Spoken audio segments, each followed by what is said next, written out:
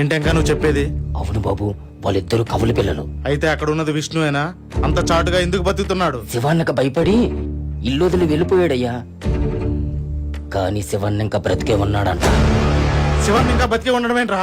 వాళ్ళ అమ్మకి ఎవరో చెప్పారంటయ్యా. ఊర్లో చెప్పుకుంటూ తిరుగుతుంది. ఒకవేళ శివన్న బతికుంటే ఎక్కడున్నాడు, ఏం చేస్తున్నాడు, ఇన్నాళ్ళు ఊర్లోకి ఎందుకు రాలేదు?